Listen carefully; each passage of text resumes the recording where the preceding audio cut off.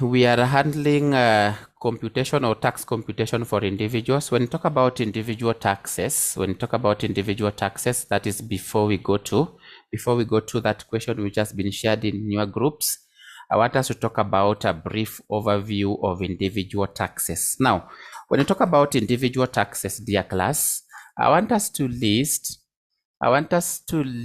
maybe, thank you, Nyakundi. I will be able to share that. I will be able to share the notes banner so that you have, at least you know what you are handling in exams.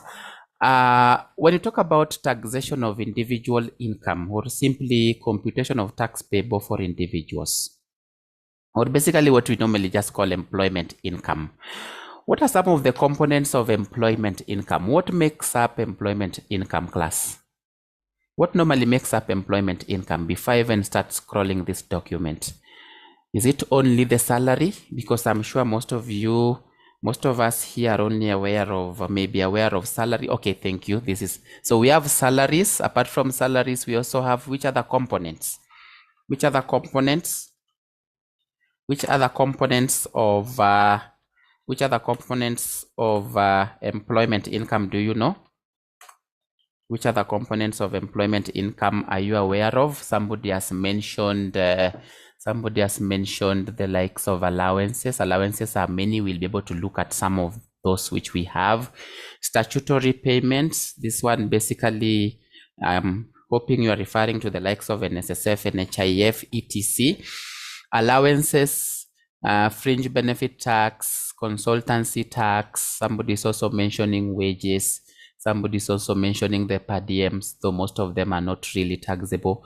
Benefits, rental, housing, leave allowances, personal relief, etc. etc. We have so many points here.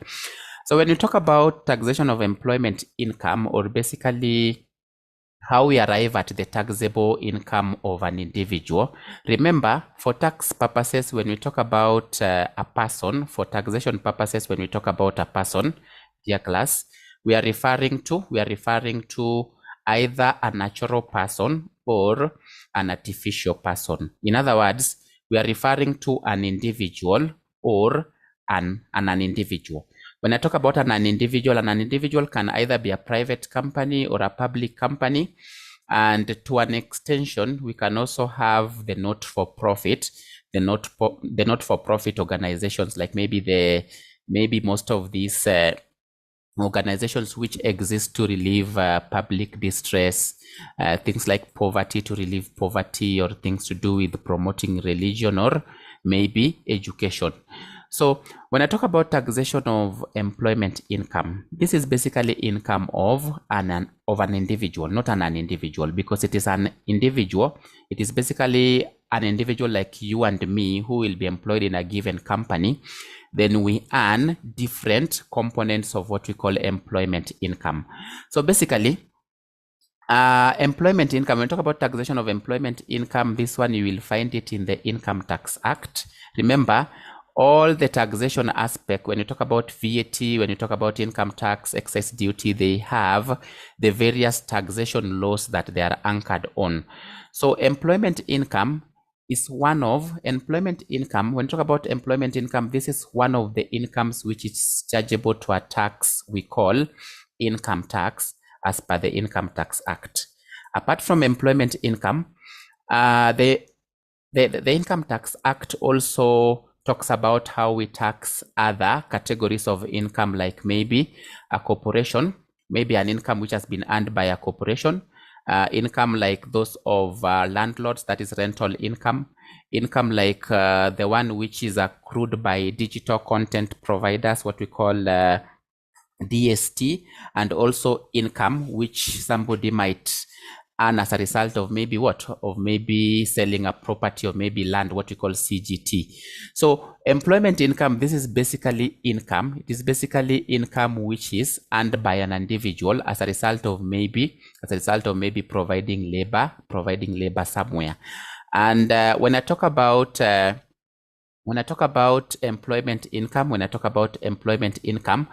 employment income can either be earned by a person who is resident in Kenya or a person who is a non-resident. So when you talk about employment income, again, look at it in terms of how do we tax the employment income which has been earned by a resident person, and how do we tax the employment income which has been earned by an unresident person for taxation purposes. So basically, when you talk about employment income, this is basically the gains. We are referring to the gains or profits which accrues to somebody or which somebody earns as a result of them rendering their what? Rendering their services to maybe a given company or maybe to a given employer. Now, basically employment, we have the definition of employment here. I'll be able to share these notes for the purpose of maybe somebody acquainting themselves. Of course, when you offer your labor or when you render services to a party we call an employer, they're supposed to remunerate you with what we call employment income. Now, very quickly to the gains or profits which somebody can earn or which somebody can actually get from employment. These gains can either be wages or salary, and this question I keep asking it again and again. What is the difference between wages and salary? Let me see in the chat box. What is the difference between wages and salary? What is the difference between wages and salary? What is the difference between wages and salary? What is the difference between wages and salary? Because you can either earn wages or you can earn salary. What is the difference between the two? What is the difference between the two? What is the difference between the two? What is the difference between the two? What is the difference between the two? It depends on the payment intervals. It depends majorly on the payment on the payment intervals. Sana. Now, when you talk about gains or profits from employment, it can either include wages or salary. It can either include things like leave pay. Yes, for example, I hope you know by now when you proceed on leave, and this question I also keep asking it, why are you paid when you proceed on leave? It looks like a very useless question, but at the end of the day, it will help somebody. Why are you paid when you proceed on leave yet you are not working? Somebody might have asked themselves that question over and over again. Why are you paid? Why are you paid what you call a leave allowance yet you are proceeding on a leave, you are not working? Somebody? Why are you paid what we call a leave allowance? Why are you paid what you call a leave allowance yet you are not really at work? You are proceeding home maybe for a rest. Yes? Okay. It's all right. Yeah, it's your right. Yes, but there's a real reason. There's a real reason why somebody is being paid a leave allowance, and automatically for most organizations, you will be told maybe you have to proceed for like maybe 15 days. Like maybe, especially within the employment laws, it's 15 days. You have to apply for a 15 days continuous leave. Then you are supposed to. You can now be able to be paid a leave allowance. So again, why are you paid a leave allowance yet you are basically resting at home? That's the question. Sick pay, those are still rewards. Those are still rewards or basically gains from employment income. Directors' fees, you know very well, directors' fees for companies. For those who are just joining, we are having an overview of some of the individual employment benefits or employment income that we later on see how we subject them to taxation. So directors' fees, this is applicable to the directors of a company. In a partnership, you will never find directors' fees. In a partnership, maybe what you will find there are the partner's salary, the commissions, the bonuses. Now, when you talk about allowances, somebody had mentioned allowances. So allowances, we can have either house allowance, we can have traveling allowance, we can have medical leave allowance, we can have mileage, we can have sitting, like most of the MPs, they normally enjoy sitting allowance. They enjoy, especially when they go for some of those committees. Some of those committees, you find they will choose very interesting places because they know those places maybe have very good per diem rates or very good per diem amounts. Acting allowance, entertainment allowance. Yes. Under what circumstances is somebody paid entertainment allowance, for example? Under what circumstances is somebody paid entertainment allowances? Under what circumstances? Under what circumstances? I'll come to lunch allowance. There's a place where we talk about their tax, whether they're taxable or not. Under what circumstances are you paid entertainment allowances? Under what circumstances? And are you actually part of that? Are you normally being paid entertainment allowances?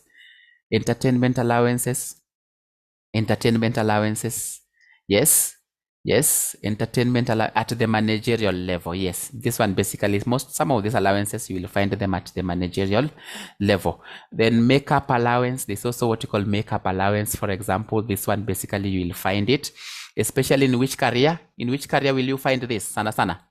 Makeup allowances, makeup allowances, makeup allowances. Yes, makeup allowances. Makeup allowances, media and fashion, yes. Voice over allowances, etc.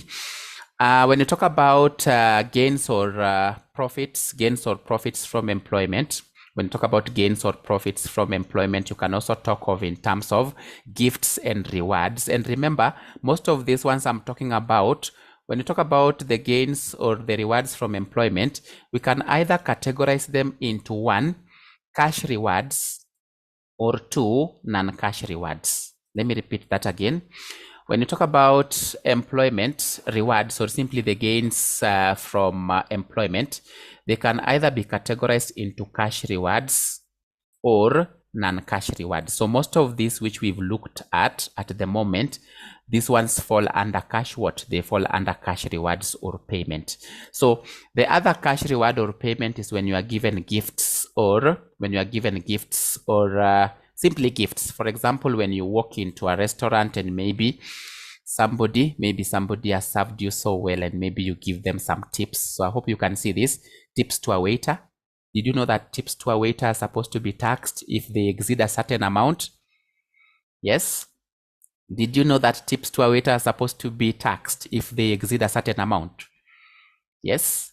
We'll talk about that later on, Brooke. We'll talk about that later on, Tuki Songa Mbele. We'll be able to look at this document in details. Yes. Tips to a waiter are supposed to be taxed if they exceed a certain amount. We'll talk about it as we proceed. Tips to a waiter are actually taxable, yes, but there's actually a catch somewhere. There's a catch somewhere. Now, the other one is Christmas gifts. Are you normally given Christmas gifts when you proceed, maybe in December, when you are about to go to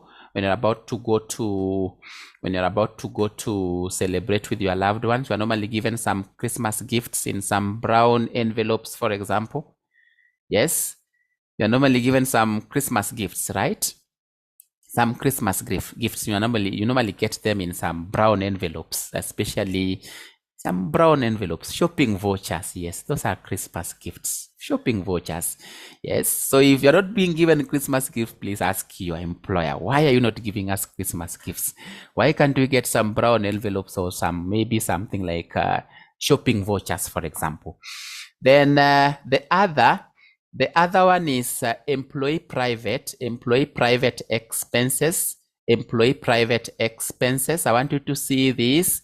Employee private expenses which are paid for by the employer.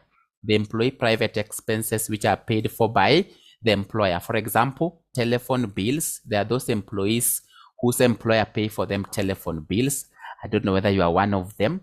Electricity bills. Yes, hiyo token unatumia kwa nyumba yako unapata employer anashughulikia. Yes. The token you use in your house, employer anafanya nini? Anashughulikia vizuri. We have limits to that. We have limits to that under which they become taxable. So when your employer is paying for your electricity bills, when your employer is paying for your electricity bills, there are also limits which we look at. Grocery bills. There are some employers who are so good and they go to an extent of you just going or maybe walking to a nearby grocery and you are able to pick a few things in that grocery, for example. Water bills. There are some employers who pay for their employees' water bills. Insurance premium, for example, if you have an insurance policy with maybe Britam, Insurance policy could be maybe something to do with something to do with maybe education policy. Maybe you have a baby and you've taken some education policy for them. So if you've taken some education policy for them, then again, the employer may come in and say, look, you are paying a premium of 5,000 every month for the next 18 years. Let me pay for you this 5,000. So when the employer pays for you insurance premium, then that is basically a benefit. That is basically a benefit. School fees, there are some employees who employers actually choose to pay for them school fees, or maybe their children or dependents. Mortgage repayment, etc. And also we can also have any balancing charge. Also we can also have compensation for termination of employment, which we shall look at later on. Now, let's move to non-cash benefits. Somebody asked about non-cash benefits. We are simply reminding ourselves, for those who are just joining, we are reminding ourselves of what actually is taxed on an employee. Whatever they earn from an employer, it can either be cash or it can either be a non-cash benefit. So when you talk about employment benefits or employment income, talk about it in terms of cash benefits, or basically non-cash non-cash benefits. So let's look at it in terms of non-cash rewards, or basically non-cash benefits. So when I talk about non-cash benefits, I'm simply referring to the advantages, the facilities, the benefits which are arising from employment. For example, let me ask this: how many of you where you work, you've been provided with maybe things to do with gym services? Yes, at the evening or in the evening, ukishatoka kazi unaingia gym kidogo, or you can go very early in the morning. Did you know those are benefits? Did you know those are advantages to an employee? So when you talk about non-cash employment benefits, we are looking at those benefits which the employee is actually getting, but not in cash form. We are talking about those employment benefits which the employee is receiving, but not in what? Not in cash form. Anybody would like to actually engage more and actually take a keen interest? Some of these things you don't even just learn them for CPA purposes. Some of them you learn them to even advise some of the people you work with at your workplace. So for non-cash employment benefits, these are advantages, facilities, or benefits which are arising from employment. The only problem here is you are not receiving them in cash. Because I know for most of us Kenyans, we want to receive cash more than non-cash benefits. So here, the problem is you are receiving it, yes. For example, your employer has given you a very nice car, but it is not in cash form. So let's look at these ones. So when I talk about non-cash benefits, I'm talking about things to do with benefits in kind. I'm talking about things to do with what? Benefits in kind. These are simply benefits other than those specifically brought to charge under the Income Tax Act. They are taxable if their aggregate value is more than 36,000 per annum or 3,000 per month. Are you able to give me an example of a benefit in kind? Are you able to give me an example of a benefit in kind that you receive from your employer? I'm sure most of us receive this. An example of a benefit in kind.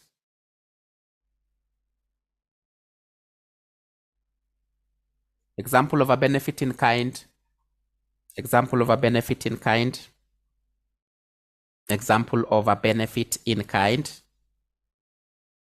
Any example of a benefit in kind? Yes, staff tea, free lunch, etc, team building. Hizo zote. You are right. You are very right. Now, let's go to motor vehicle.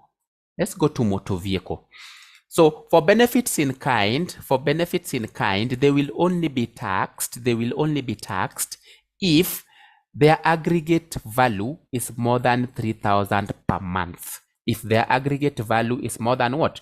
Is more than 3,000, is more than 3,000 per month. That is the only instance under which they will be taxed. I want you to note these things because when we start doing that practical question, some of these things you will have to remember them. And it's good that you know exactly how they are treated for tax purposes, even if you had done this before, back then in something to do with maybe PFT. Now, for motor vehicle benefit, especially this one arises if your employer has actually provided you with a car. They have provided you with a company car which you can use for your private purposes, or maybe you can also use it for business purposes. So you can easily balance whether to use it for private purposes or to use it for business purposes. Now, when you are given a car by the employer, the benefit that will be taxed on you, as the employee will be 2% per month of the initial cost of that car. The employer, how much did he incur to maybe buy that Prado? If it is maybe a total of 5 million, then we'll take 2% of that 5 million. We'll take 2% of that 5 million and compare it with the prescribed value depending on the CC rating. So if it is a car which is maybe over 3,000 cc, you know very well in a meza mafuta kumeza mafuta. So if it is a car which is over 3,000 cc, then the monthly rate is supposed to be 14,000 what? 14,400. If it is a saloon car or a hatchback or maybe an estate, then if it is 3,000 cc and above, then whatever is supposed to be compared with the 2% of the initial cost of the vehicle. You compare the 2% of the initial cost of the vehicle with the 14,000. Then you pick the higher of those two. Are we together? You pick the higher of those two. That is what you add as a benefit. That is what you add as a taxable benefit, in addition to the other benefits which you've already done which you've already taken into account. So I hope that one, as somebody has actually gotten something there. So you will be given these CC ratings. You will be given in exams mostly because you cannot be able to remember them maybe the way they are, all of them. Even for those of you who did advanced taxation, I hope you remember you are given some of this CC rating. So motor vehicle benefit, the key takeaway is take 2% of the initial cost of that motor vehicle. Kama hiyo gari ilinunuliwa something to do with maybe 5 million. If that car was maybe bought at 5 million, then 2% of that 5 million becomes how much? What is the 2%? 2% of that 5 million? 2% of that 5 million becomes how much? 2% of that 5 million becomes how much? 100,000. So 100,000 is what you come and compare with what? You compare with, if it is a car which is 3,000 cc and above, then you compare that 100,000 with 14,400. So in that case, what will you add, or what will you actually tax on the employee? What will you tax on the employee? Comparing the two? What will you tax on the employee comparing the two? What will you tax on the employee? Assuming, so I hope somebody has been able to get that. You will actually add the 100,000, the higher of. Assuming it is a car which maybe was at a cost of maybe something to do with 1.5 million. So compare 2% of 1.5 million and maybe the rating is 2,000 cc. What will you pick? The rating is 2,000 cc. What will you pick? What will you tax on the employee?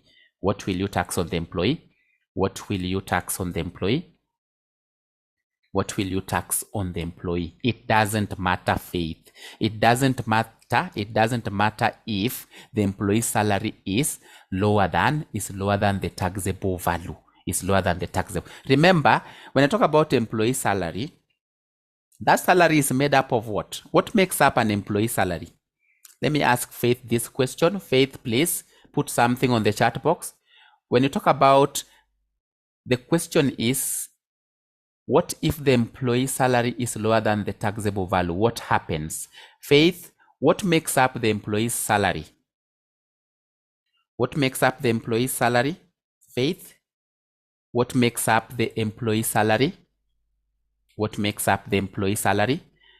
Yes. So the employee salary is not just the basic one which we receive in the bank account. No. The employee salary is made up of, it is made up of the basic. It is made up of the basic pay. It is made up of the basic pay plus, it is made up of the basic pay plus the cash allowances and the non-cash allowances. That is actually total. We talk about it in terms of total. We talk about it in terms of total, total gross pay, total gross pay. So if maybe your basic is lower than, if your basic is lower than this 100,000, the 100,000 will be added to your basic. Remember, in most cases, even if you look at the MPs, if you look at the MPs, what actually makes up a larger portion of their earnings? What makes up a larger portion of their earnings? If you look at the employees' remunerations, what makes up? How much does an MP earn in a month? How much does an MP earn in a month? Some of this information are in the public domain. Some of this information are actually in the public, they are in the public domain. How much do they earn? How much do they earn? How much do they earn? An MP. Somebody's giving me 750, 700, 150. An MP cannot earn 150, Lily. An MP cannot earn 150. Hiyo inakaa kama ya MCA. Hiyo inakaa kama ya MCA. Yes. How much is the basic for an MP? How much is the basic pay for an MP? How much is the basic pay for an MP? Don't say around. Please, somebody just go to the website and find out. Some of this information is in the public domain. It's a figure around how much? How much? No, not 23,000, Caroline, not 23,000. That is very small. That is very small. 460,000. I want somebody to confirm. Go to their website. Go to their website. Or just go to the public domain. You can be able to find this information online. Yes. And somebody can paste it here for us so that we can be able to see. Muta paste kutoka kwa ile ya MCM mpaka kwa MP so that we can be able to know exactly. So if your gross is maybe, if your basic is maybe 100, if it's maybe 50,000 and the 100,000 is actually the higher of the CC rating versus the 2%, then just add the 100,000 to the 50,000. It doesn't really hurt. Though in most cases, for exam purposes, if you're not sure of the CC ratings and you've not been given the schedule, you've not actually been given the schedule, then automatically just do 2% of the cost of that motor vehicle. Do 2% of the cost of what? Do 2% of the cost of that motor vehicle. Do 2% of the cost. Do 2% of the cost of that motor vehicle. I hope that is okay and very clear. I hope that is okay and very, very clear from your side. Very, very clear from your side. Now, let's look at, for example, the question we have here. Let me just navigate to it. By the time we are done with this, you will realize translating this to Excel is very easy. Now, for example, this question here, where is it? Now, we are talking about Alex Makali is an employee of Pengo Limited. During the year of income 2020, remember, these are some of the questions you might actually get in your BDA paper, that section where you now, in the section, you're going to max mingi from question 21 moving forward.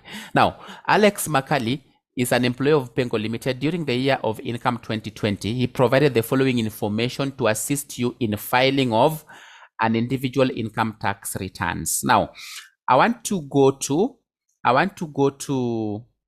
information number 2, the information number 2 that I have there. The information number 2 I have there. He was provided with a Land Cruiser whose accumulated depreciation as at 1st of January 2020, was 130,000, while the net book value was 1.6. Can somebody be able to calculate how much do we give Mr. Alex Makali as a motor vehicle benefit based on this information number 2? Very, very fast. Can I see some answers in the chat box? Yes. Can I see some answers in the chat box? The question had been shared earlier on. Can I see some answers in the chat box? He was provided with a Land Cruiser whose accumulated depreciation as at 1st of January 2020 was 130,000, while the net book value was 1.6 million. How much is the motor vehicle benefit for Mr. Alex Makali? How much is the motor vehicle benefit for Mr. Alex Makali? Ah, nice. Then, yes, we really don't need to spend a lot of time here kama watu wamejaribu kupata hii hivi. Yes. Very nice, very nice. 34.6. Somebody's, yes, 34,600. 34,000. Maybe somebody can post with the formula. Just put with the formula. If somebody has not posted, you can post with the formula for those who are still wondering, where are we getting 34,600? Where are we getting 34,600? Yes, I know somebody will be confused with the accumulated depreciation. The moment you see accumulated depreciation, utakume sema hapa ni kubaya, yes? So somebody has already put for you the formula there. It's really very easy. It's very easy. So that is like that additional information, that information number 2, we are done with it like that. We will simply be able to translate it very easily when we translate this maybe into an Excel format. Now, I hope I'm done with that. I hope I'm done with that and you are okay. I hope I'm done with that and you are basically okay with that. You are okay with that. Can we go to the other one? The other one we have is housing benefit. Now, for housing benefit, remember, housing benefit is the third. Housing benefit is the third. Housing benefit is the third non-cash benefit. But I hope you do remember. That of all the benefits, housing benefit is the one we will compute the last. Do you remember that? It is the one we will compute the last after adding all the, after actually aggregating all the benefits together. Then we'll be able to get our housing benefit. You remember that, right? You remember that? I hope somebody's remembering that. Yes, 15%. Then we compare with the actual versus maybe what the employee paid towards that rental expense. Now, provision of services. We talked about provision of services. When I talk about provision of services, this is where, for example, this is where an employer has provided you with certain services. Yes, the employer is actually paying, the employer is actually taking care of cost of services, which ideally you are the one who is supposed to, be meeting. So we have expenses which ideally things to do with water bill. You should be paying your own water bill. Yes, true or false? You're supposed to be paying your own water bill. But you find an employer who has taken it as their responsibility and they're actually taking care of what? Your water bill. Things to do with the telephone bills. So if you have a scenario where the employer has taken the responsibility of meeting some of the costs, which ideally you are the one who is supposed to be, meeting such kind of costs, then in that case, the taxable amount will be the higher of the actual cost incurred or the prescribed rate by the Commissioner of Income Tax. CIT simply means Commissioner of Income Tax. So when I talk about services, I'm referring to electricity. For example, the employer is actually taking care of what? The employer is actually taking care of your electricity bills on a monthly basis. So on a monthly basis, the prescribed rate is only 1,500, meaning the employer can only take care of up to 1,500. Yes. So in this case, whatever amount that will be taxed will be actually the difference or simply the higher of this 1,500 and the actual cost which the employer incurred. If the employer incurred 1,800, then in that case, 1,800 becomes the amount that will be taxed on you as a benefit. Are we together? If the employer incurs 1800 becomes the amount that will actually be taxed on you as a benefit. Because 1500 is the amount prescribed by who? 1500 is the amount that has been prescribed by the Commissioner of Domestic Taxes or a Commissioner of Income Tax. So the same with water. The same with water. If the employer is taking care of your water bills, then the prescribed rate by the Commissioner of Income Tax is 500 Kenya shillings. If the employer goes ahead and incurs 2,000, then it is the 2,000 which will be taxed on you. It is the 2,000 which will actually be what? Which will actually be taxed on you. It is the 2,000 which will be taxed on you. If he pays 1,200, then automatically 1,500 will be the amount that will be taxed on you. 1,500 will be the amount that will be taxed on you. I hope that is okay. Is it fine from your side? Is it fine from your side? Are we together? Are we together? Somebody needs me to repeat. Can I repeat? Can I repeat? Can I repeat for somebody? Now, when you talk about provision of services, I repeat again. When you talk about provision of services, I repeat again. When you talk about provision of services, I repeat again. This is where the employer is meeting your costs. The employer is meeting ordinarily the expenses which you are supposed to be. You are supposed to be paying yourself because you are paid salary maybe to take care of expenses like water bills, electricity bills, things to do with the telephone. Yes, things to do with the telephone bills. Yes, those airtime, etc. So if the employer takes upon themselves, that instead of you paying a water bill, let them pay the water bill, then automatically we'll have a benefit there that should be taxed on you. How will that benefit be taxed on you? How will that benefit be taxed on you? This is how it will be taxed on you. And I want you to follow this, because when you follow this, even doing the question will be very easy. We'll just be going over what we've already handled. So in a case where the employer has taken upon themselves to settle such kind of expenses, which ordinarily you are the one who is supposed to be settling, then the commissioner has prescribed certain rates which are supposed to be guiding the employer, For example, for electricity bills, when we talk about electricity bills, the commissioner is prescribing up to 1,500. They are prescribing 1,500. In a case where you want to determine the taxable amount, then you look at how much exactly as the employer incurred as the actual cost, how much has the employer incurred in terms of the actual cost, then how much has the commissioner prescribed? So if the actual cost which has been incurred by the employer, is more than these prescribed rates by the commissioner, then the actual cost will actually be the taxable amount on you. And the opposite is true.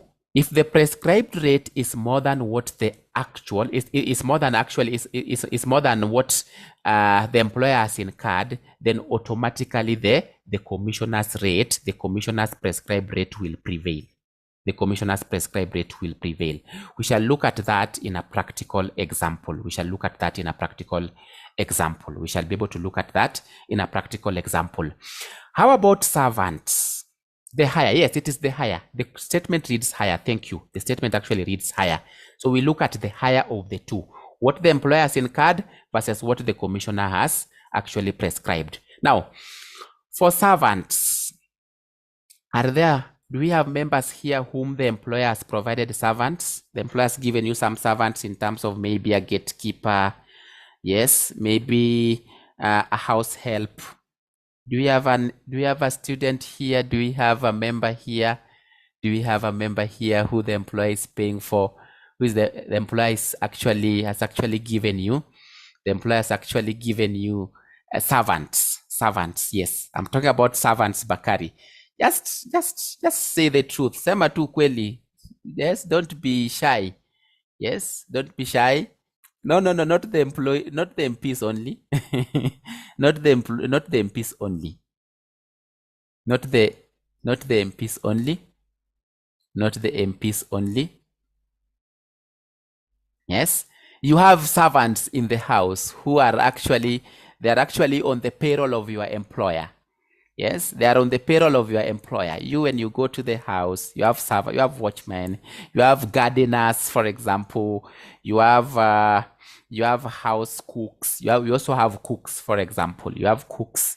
Yes, you have cooks. You have gardeners. These are the servants. When I talk about, these are examples of servants. So you have house servant, cooks, gardeners, watchmen, etc. So in a case where the employer has provided you with servants, I hope you are listening to this. I don't know what is so funny. In a case where your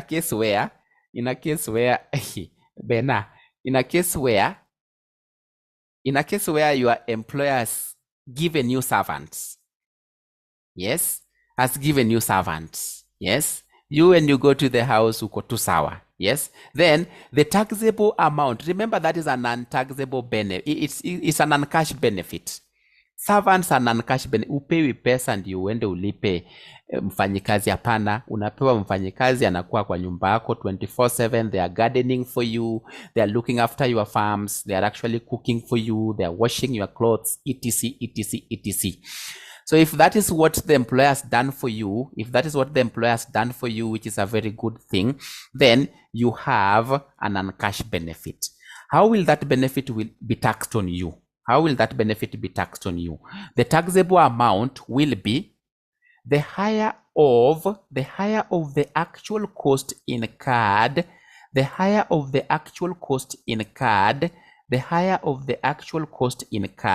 This is basically the match that the employer is incurring in terms of maybe salaries to these servants.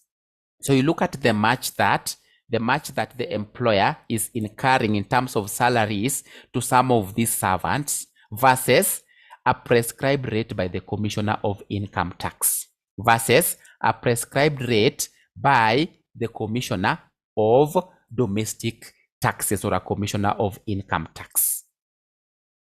I hope that is okay. Currently there are no written prescribed rates by the Commissioner of Income Taxes. What is so funny about IAS? There's something going on in the chats. What is so funny about IAS? What is so funny about IAS? Yes, something is going on in the chat box. What is so funny about IAS? Yes, what is so funny about IAS? Yes, what is so funny about IAS? Yes, something is going on here. This is more of like a nanny. It's like a nanny. Yule anachunga mtoto, si ndio? True? Yes, it's more of like somebody who is there just entertaining your baby, for example, right? Yes, somebody who's just there entertaining your baby, for example. Your employer is actually paying for that, right? Your employer is paying for that. Your employer is actually paying for that. Yes. So if you have that as being the case, then the amount that will be taxed on you, Kerubo and Weldon and Bakari, will be how much is the employer incurring to pay their year versus how much has been prescribed by the Commissioner of Income Taxes. Currently, because of the subjective nature and maybe the fact that this is very rare, there are no written prescribed rates by the Commissioner of Income Taxes. So if this is the case, if you have a case where somebody has been provided by house servants, then automatically the employer will have to engage the Commissioner of Income Taxes, so that the Commissioner of Income Taxes can come up or can actually prescribe rates for them. I hope that is very clear. It's not like this one for services. This one we don't have written down. We don't have written down rates or basically prescribed rates by the Commissioner of Income Taxes. So in case you've provided your employees with servants, then you need to engage the Commissioner of Income Taxes to actually prescribe rates for you, Now, we also have what we call employee share ownership programs or plans. We have employee share ownership programs or plans. What do we mean by employee share ownership programs? This is where you are given the option of doing what? For those of you who have done, for those of us who have done AFR or simply FR, what do we mean by employee share ownership programs or plans? This is where instead of salary, you are given what? Instead of cash pay, you are given what? An option of buying shares. Just complete that statement. An option of taking up shares at what? There's some part of that statement which is lacking. You are given an option to buy shares or simply take up shares at discounted prices. Thank you. So if that is the rate, then the benefit that will be taxed on the employee,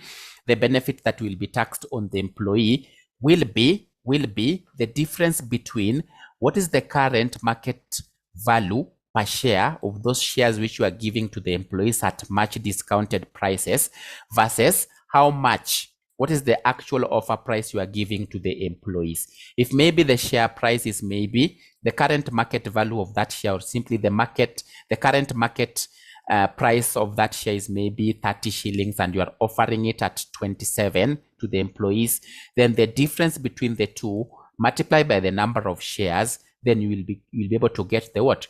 You'll be able to get the benefit that will be added to the other benefits of that employee. That is how we compute a taxable value in a case where an employee has been given or has been granted shares at much reduced price, lower or simply a bit lower than the currently trading price of that share in the market. So that is the employee share ownership programs. That is how we get the taxable value. I hope you are getting these concepts very easily, so that when we go to the question, we don't really spend a lot of time because you will already have the concept at hand.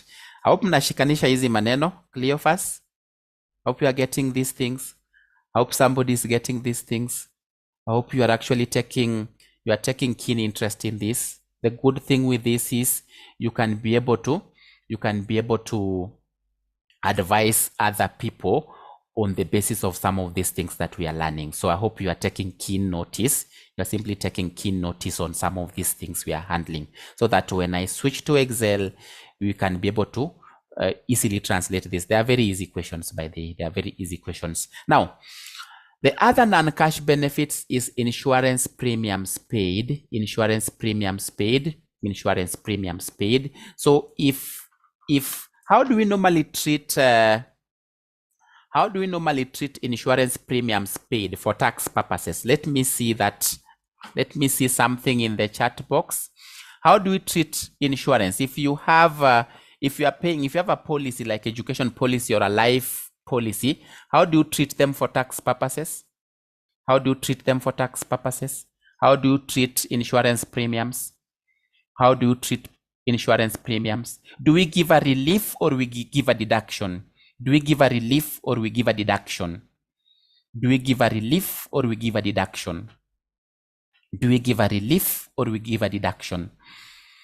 know, the good thing with BDA, you can't be able to do it nicely if you don't remember some of these things you did in the past, like maybe questions to do with NPV, IRR, and if you don't remember those, how will you do them in Excel?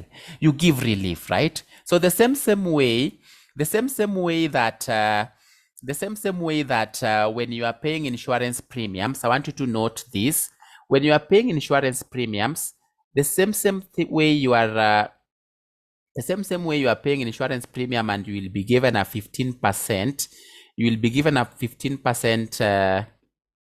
a 15% insurance relief on the premium.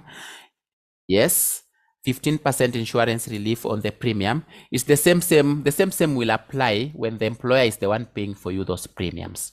If the employer is the one paying for you those premiums, the same will apply. The same concept will apply, but we shall look at it when we be looking at a practical example. Now, for those of you who go for tour or travel and holiday expenses, yes, do we have cases where the employer is paying for you a vacation, for example? Yes. Do we have a scenario where the employer is paying for you a vacation? How do we tax that? How do we treat that for tax purposes? The employer is the one paying for your vacation. Yes. The employer is actually the one who is paying for you a vacation, not per diem. Achana per diem hapa sifa. Vacation. Yes, travel, tour, or holiday expenses. So if this is the case, then the cost to the employer will be taxed in full on the employee. Charge it fully. If you are going to, for example, the coastal region, if you are going to the coastal region and maybe the cost is 60,000, the employer kalipa hiyo yote tafadhali. Yes, that cost, charge it to tax in the hands of the employee in full. Yes, Lily, your employer should be paying for you holiday expenses. They should be paying for you holiday expenses. So that they should be paying for you holiday expenses because basically it's one of the non-cash benefits you should be enjoying. If they don't pay for you holiday expenses, that is basically not so motivating. They should motivate you by paying for you the holiday expenses. The only catch is at the end of the day, you'll be able to suffer tax on that amount. Next is credit card use. Remember, I also want you to understand this. There are those employers who allow their employees, yes, they allow their employees to actually use the company credit card to do personal shopping. How many of us are here? Yes, there are those employers who normally, yes, they tell you this company credit card, you can use it to make personal purchases. You go and do very nice shopping. Yes, but the only problem again here, somebody is asking which kind of employer you are having. Please don't. We are in Kenya. This is Kenya. And believe me, there are employers who do this to their employees. So if this is the case, then the taxable benefit, the benefit that will be taxed on you as the employee is the extent to which you've used that credit card for your personal expenses. How much have you used from that credit card? It will be taxed on you in full. Now, the other one that we also have is TV channel subscriptions. How many of you are enjoying DSTV payments by the employer nakulipia DSTV subscription? How many of us here are enjoying DSTV subscriptions by our employer? Yes, by your employer. How many of us? Yes. How many of us are enjoying Netflix, for example? The employer has fully paid for Netflix. The employer has fully paid for your Netflix. Yes, it is renewed every month. It is renewed every single month. Yes, not at work. Your personal Netflix. Yes, Iko, Kerubo, it's there. Kerubo, stop doubting your employer. Yes, it's there. It's actually there. So if that is the case, then again, whatever amount the employer is paying will be taxed on you. Whatever employer is paying for your DSTV or maybe your multi-choice, yes, they will be taxed on you. I hope that is okay. I hope that is basically fine. So we are done with an overview.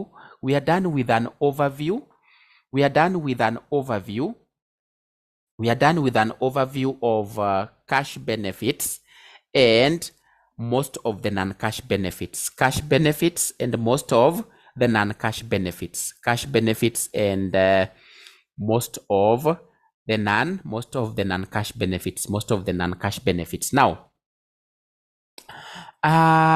before we proceed further and look at housing benefits,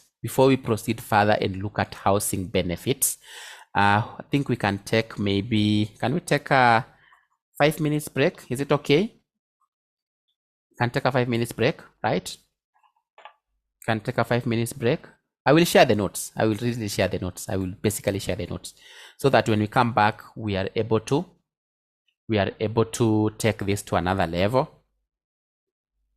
Can be able to take this to another level so that when we meet, we just now translate everything to Excel. We can be able to translate everything to Excel when we meet next time. So when I come back, I'm just doing a short summary on housing benefits and also on a brief on what we call FBT. Do you know what FBT is?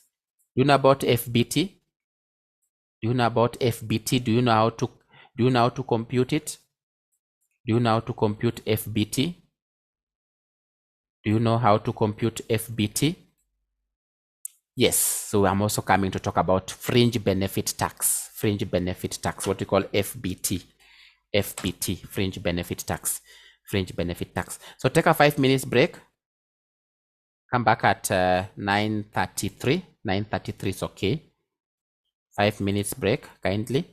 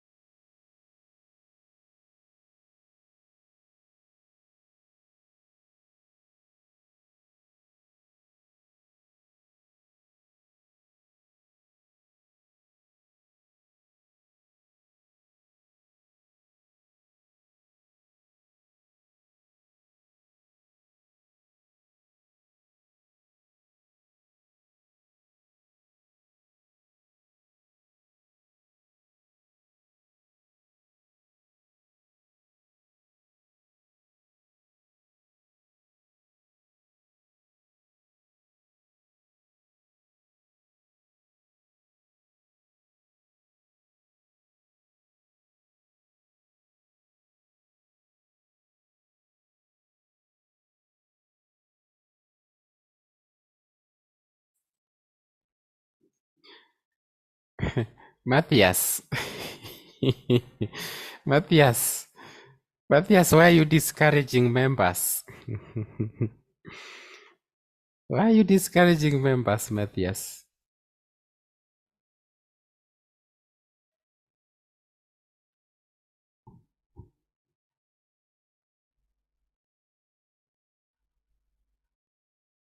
Not yet over. Still, I'm just looking at Matthias' comment here. Yes. Matthias, this is interesting.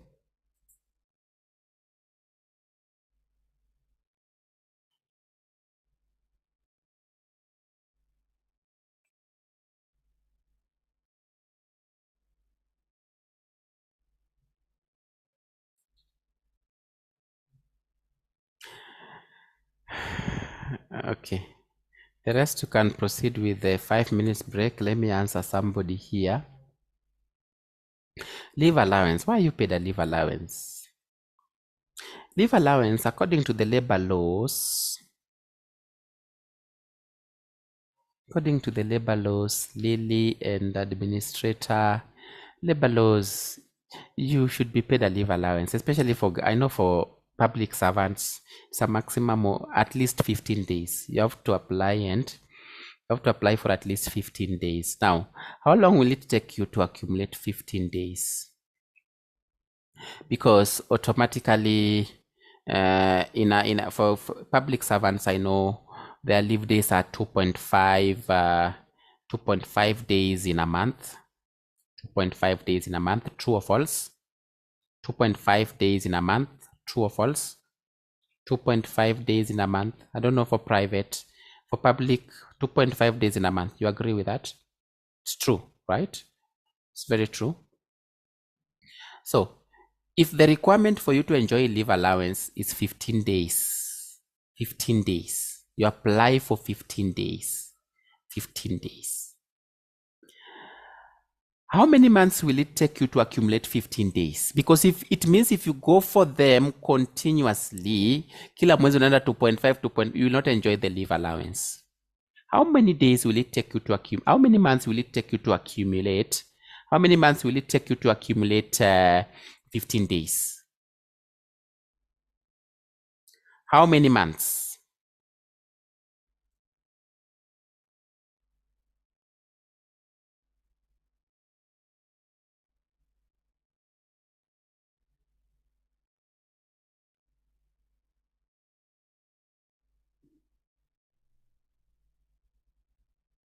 How many months?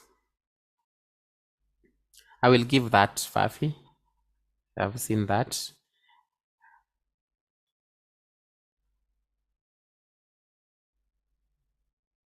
About 5 months. So it means you paid a leave allowance. 1, it's provided for in the law. 2, remember, you could have gone for these leave days when they were due. True or false? You could have gone for these leave days when they were due. But you chose not to go for the benefit of the organization. Are you getting me? You chose not to go on these leave days when they were due for the benefit of what? For the benefit of the organization. So because you sacrificed those days for the benefit of the organization, that is the second reason why you are paid a leave allowance, because you are able to accumulate 15 leave days, which you could have gone there when they were due. But you sacrificed those days for the benefit of the organization, and therefore, you are entitled to some appreciation from the employer as a result of that in the first place, apart from it just being provided for in the law. So it is when you don't go on leave, you must apply and go. You must definitely apply. But even if you don't apply, in Kenya, most of them are just on paper. Some people love their work so much to an extent where they apply for leave, but bado unaona kwa ofisi, unashangaa ni nini wanafanya kwa ofisi. Si hiyo ni ukweli? That is very true, right? Unashangaa nini wanafanya kwa ofisi. Ameshinda kwa ofisi na unamuuliza bwana, uko leave, you are supposed to be on leave, what are you doing around here? Yes, ati wanapenda kazi yao. They love their work. They are boring, right? Boring. Somebody is saying boring, yes. So, some people are so much into employment such that even when you're supposed to have, there's something we call work-life balance. Yes, there's something that we call work-life balance.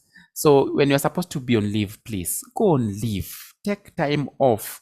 Go and do some vacation, for example, yes, so that at least you come back when you are refreshed, right? You are able to, unakuja kazi ukiwa, yes, ukiwa umepumzika ya kutosha, right? Not that, even staring at a computer for a very long time is not really healthy. Yes, having to sit, yes, morning to evening 8 hours is not really healthy. Yes, so tell them to go to leave. Anyway, housing benefits. So when you talk about housing benefits, I'm almost done for today. I told you this session, I will not really take a lot of time with you. People will be just about maybe 3 sessions. So I think when we meet next, we will now do that question in full so that we directly move to business taxation of business income. Taxation of business income. How do we compute tax payable for what we call a business, for what we call a business? Yes, the 30% and the 37.5%. Now, when you talk about housing benefit, usishughulike na hizi sana. Unaona hizi, if you want to be a tax guru or a tax consultant, then shughulika na hizi sana. But for exam purposes, housing benefit, how do we, because the scenario for all these 5 scenarios on which we consider when we are computing housing benefit, all these 5 scenarios which we consider while we are computing housing benefit, the application is more of the same, especially just the difference comes in for an agricultural farm or maybe an whole-time service director. But let's look at them. How do we compute housing benefit? First of all, for us to compute housing benefit, the formula is very simple.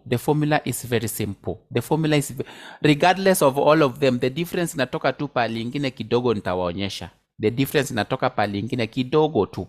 How do you compute the housing benefit that will be added and lumped together with the other benefits of an employee? Hii hata unaweza enda tu uelimishe mtu, si lazima kuwe BDA peke yake. You can even just go and educate somebody else who does not know about this. Housing benefit is very simple. It is very, very simple.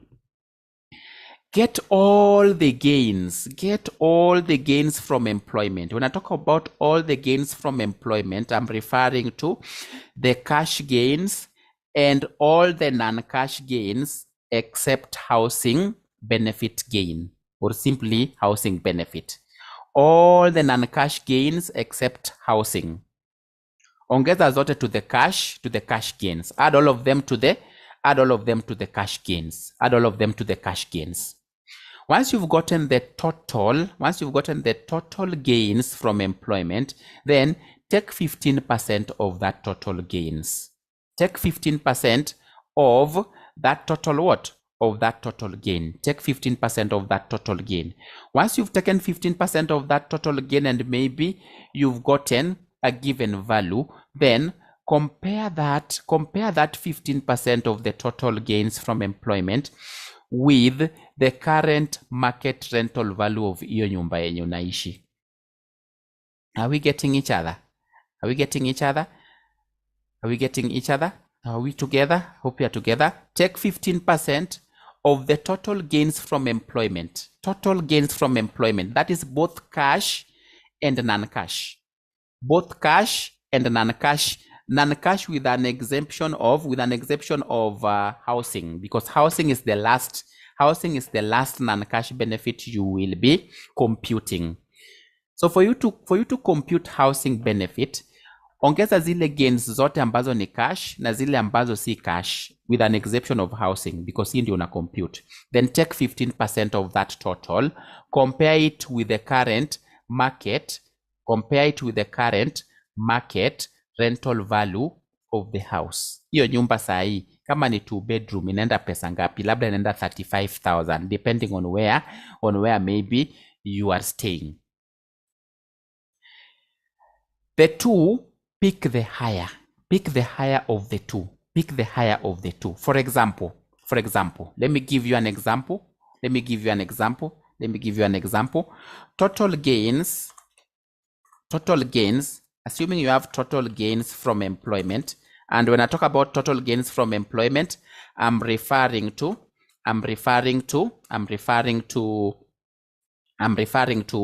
basically cash benefits and the non-cash benefits. That is what I'm referring to. So when you have the total gains from employment, if you have total gains from employment, maybe somebody is earning a figure of 300,000 in a month. 300,000 in a month. 300,000 in a month. So somebody's earning 300,000 in a month per month. Then you also have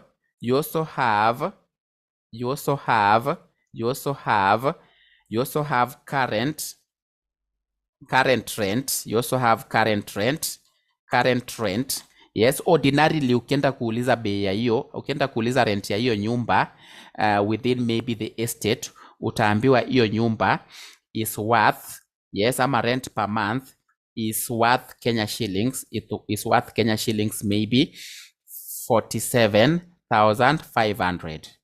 Yes, so that is the current rental. That's the current rental value per month. Current rental value per month.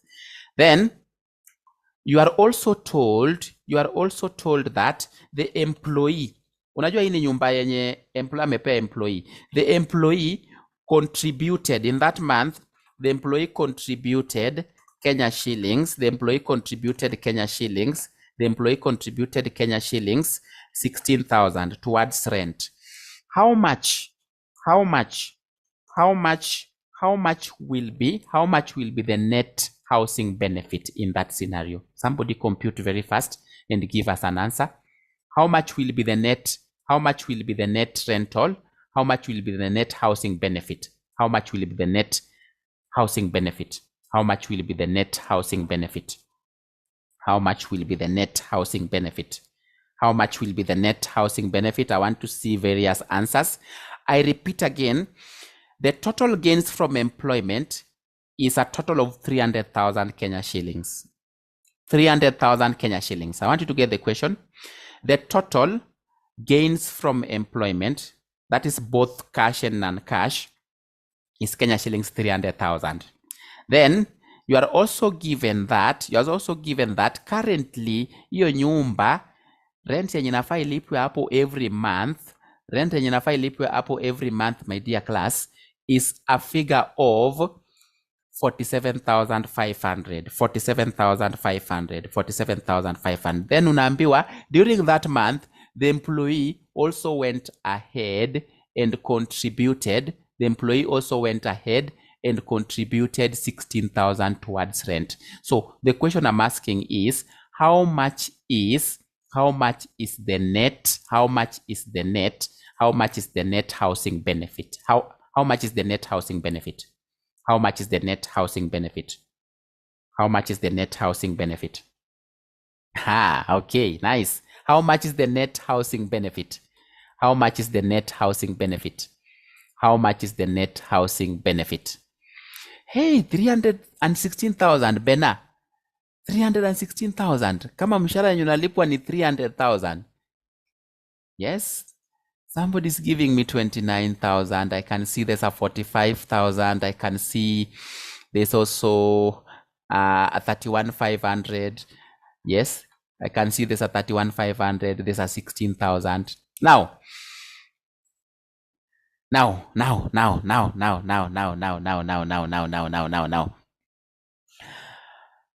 If this is the scenario I have given you, then what is the higher or how much is the higher between the current market value of that house, the current rental value of that house, and 15%? Which one is the higher? It is the 47,500, right? The 47,500. The market value is 47,500. Automatically, that is what will be added.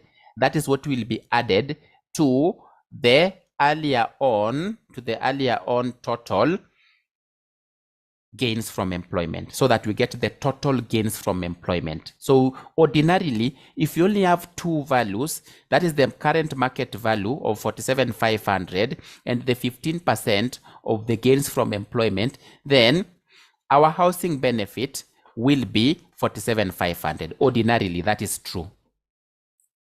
But since the employee is making a contribution, kuna vile employee pia yeye analipa. Yes, the employee decided this month I'm going to do what? I'm going to make some payment. I'm going to make some payments toward rent. I'm actually going to pay the employer. Remember, the employer owns the house. The employer owns this house. Amekupea nyumba. Yes, amekupea nyumba. Na nakwambia hii nyumba, this now will be your house. You will be staying here because you are one of our employees.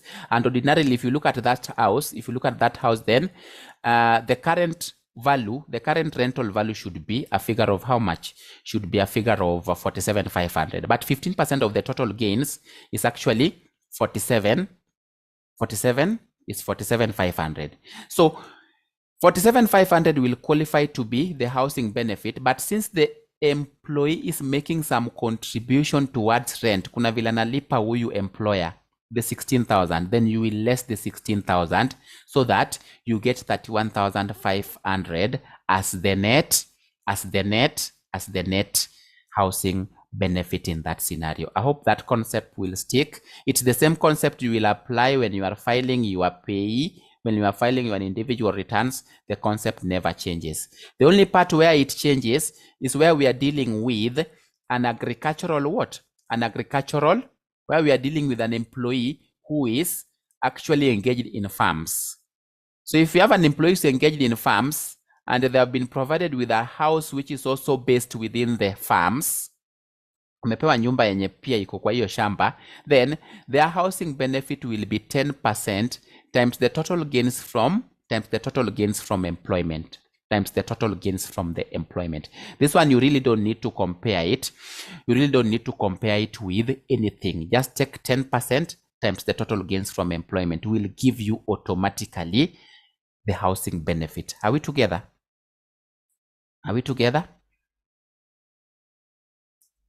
This is where the difference comes in, Helen. For an agricultural employee, not just any other employee. This is for an agricultural employee. Yule mtu ako kwa shamba. Yule mtu anafanya kazi kwa shamba. Are we together, Helen? This is Helen, I hope so. Yes, Helen and Bernard Okemwa. For somebody who is working in the farm, an employee is engaged in agricultural activities. Now, wamepewa nyumba yenye iko kwa hiyo shamba, which means they reside in that farm. They reside within that what? They reside within that farm. Then automatically, the benefit that will be taxed on them as a housing benefit, take 10% of the total gains from employment. That will be the housing benefit in the case of an agricultural employee.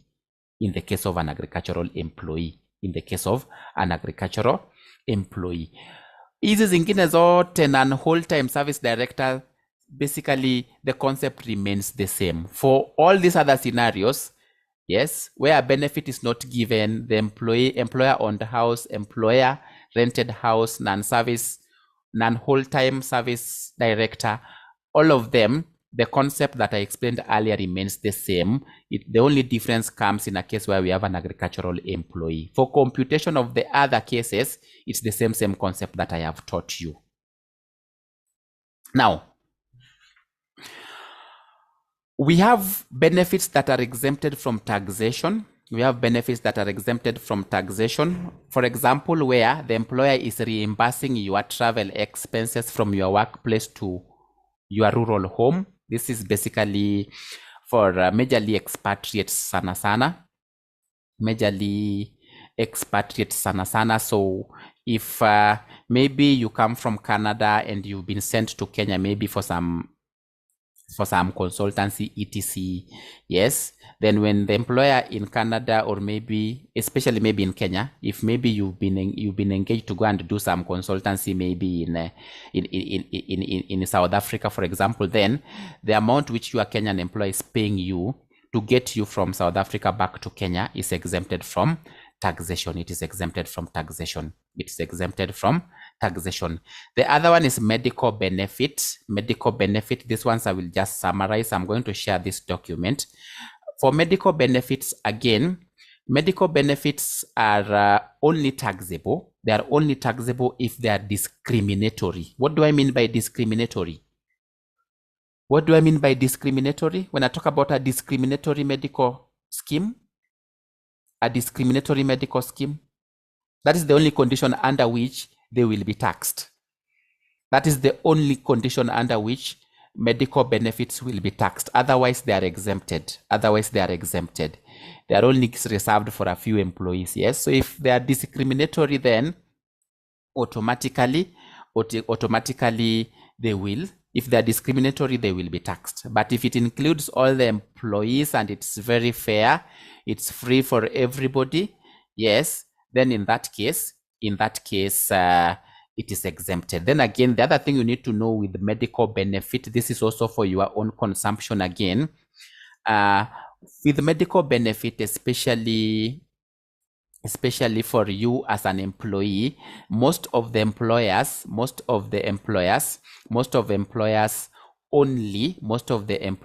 only give this benefit to your dependents, that's your children, up to a maximum of 4 children. If you have more than 4, huyo watano utajisort. Are we together? The 5th one mtajisort. Are we together?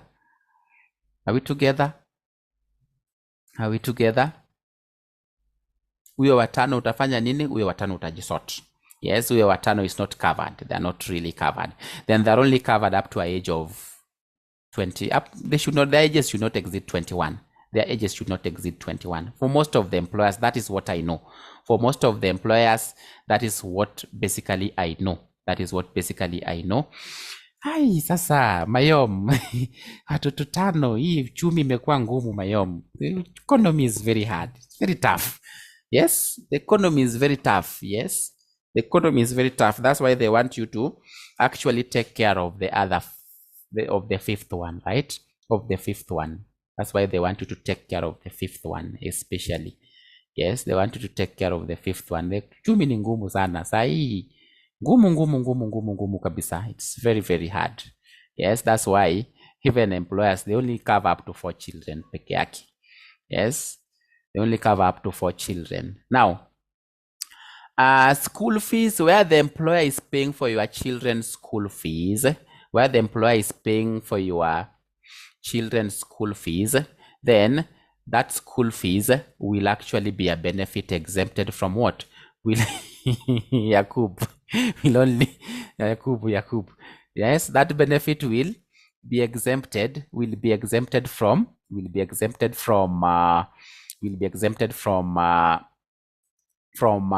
taxation. Yes, it will be exempted from the taxation.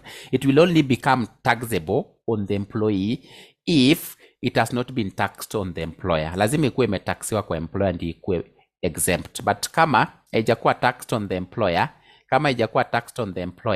then automatically it will be taxed on you as a benefit. But kama imetaxiwa kwa employer, then it will be exempted from you. It will be exempted from tax on your side. I hope that is clear on school fees. When you serve meals to employees, then those meals are actually tax exempted benefits where their value do not exceed 4,000 per month per employee. So if their value do not exceed 4,000 per month per employee, then they are exempted. If they're above, then whatever amount that is above. Now, somebody is asking a very good question here. How do we tax school fees on the employer? Can somebody answer that question? Those of us who remember this in advanced taxation. How is school fees taxed on an employer? If an employer is paying for your children's school fees, how is it taxed? How is it taxed? How should it be taxed? Disallow it for tax purposes, right? Remember, in your normal accounting, you will claim it as an expense, but for tax purposes, it will be disallowed, which means it will be added back and taxed on you. I hope that is very clear. We learned that some time back. I hope that is very, very clear. Now, for meals, I've explained that when you contribute, your contributions to a pension fund, you know very well those are exempted. For gratuity paid into a registered pension schemes, those are also exempted. Reimbursements, for example, when you buy, for example, photocopying papers or printing papers, na employer akurudishie hiyo 500 ama 600, that is not taxed on you. Then also allowances for period spent away from duty. Station, that is per diem. Per diem is also not taxed on you. It's also not taxed on you, most of the per diems. Then FBT, you know about fringe benefit tax. Do you know about fringe benefit tax? This is where you are given the likes of laptop loan, car loan, development loan, meaning if the employer gives you such kind of loans at a reduced rate compared to the prevailing market rate, compared to the prevailing market interest rate, then the value of the benefit will be equal to the amount of loan you take. That one, you simply take the amount which is over 4,000. That is the amount you tax, George. That is the amount you tax. So for FBT, take the amount of loan you've been given if it's a laptop loan, then multiply by the difference between the market interest rate and the loan interest rate. Kama market interest rate ni 13% na employer nakupea hiyo na 8% ama 3%, then there we'll have to calculate the value of what we call a fringe benefit. We'll calculate the value of what we call a fringe benefit by taking the amount of loan, multiplying by the difference between the current market interest rate and the loan interest rate. Then you tax whatever benefit you get there by 30%. You tax whatever benefit you get there at the rate of 30%, at the rate of 30%, at the rate of 30%. The question we have something on this. We shall see how we are supposed to handle it. We shall see how we are supposed to handle it. I think that is okay. We can be able to stop there for today. I'll send you this document. So when I send you this document, I would like you to look at the allowable deductions. In employment, we only have mortgage interest. The pension, here is where we also have an SSF, and also the contribution towards home ownership savings plan. This one had been repealed. It's no longer existing. And even the housing, the 1.5 is still suspended. So we'll not talk about this one sana because it's no longer applicable. We'll also talk about relief. So read on this part, the allowable deductions in employment income. Read about it. I'll send you the notes first thing tomorrow morning by before 8 or simply before 8:30, so that you can be able to go through it, so that when we meet next time, we shall handle the question that was shared. Meanwhile, I've given you an overview. You should be able to go through it in prior, so that when we meet, we just feed the figures and we move to business income. Is it okay? Is it okay up to that point? Dear class? Is it okay? Have you gotten something? I hope you've gotten something. You can also advise your friends. That is the benefit of this. You can always advise your friends on this area. Otherwise, thank you. Do have a good night, everybody. Let's meet next time. Do have a good night. Good night, everyone.